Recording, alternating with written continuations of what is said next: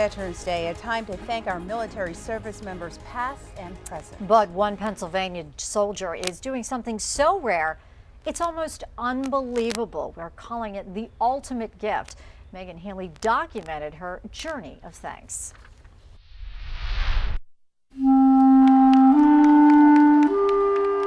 When I first came back from both my first deployment and the second deployment was that it seemed to be that it was Vietnam veterans that really welcomed us home and with open arms. You know, I had a couple of them tell me that they do this, they're doing this because when they came home, they weren't welcomed home in the same way. And they want to make sure that that never happens to another soldier again. And that really touched me. That really, you know, meant something to me, that it wasn't just like one man that did this, it was multiple.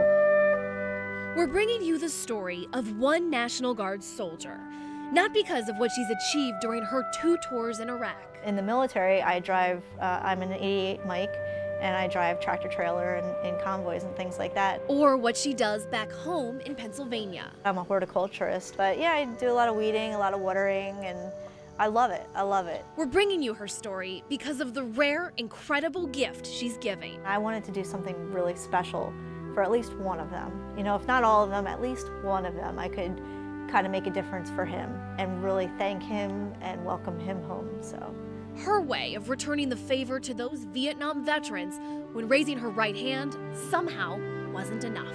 You know, you would take a bullet for the man next to you in a war zone.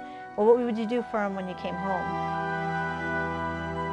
And that's when a dying veteran 3 states away received a life-saving message. And I wanted to explain to him in the letter that this is why I'm donating this, and this is why he in particular is getting it, to thank him and welcome him home, and I wanted him to know that. A portion of liver from this 36-year-old soldier he will never know. If you get something from somebody specific and you know who gave it to you and they did a nice thing for you, you're very thankful to that person and you're very, you know, appreciative, and you're like, oh, thank you to that person, you know.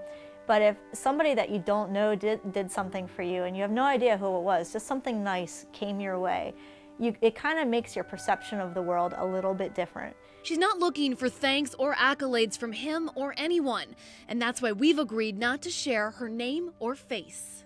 I'd rather him just know that somebody is thankful, and it could be anybody, and somebody is thankful for his service and welcomes him home. An anonymous angel right here on Earth.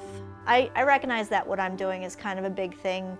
You know, it's sort of a bigger deal that not everybody could do this sort of thing, but everybody can do something to thank any kind of veteran that they know, and it would be appreciated.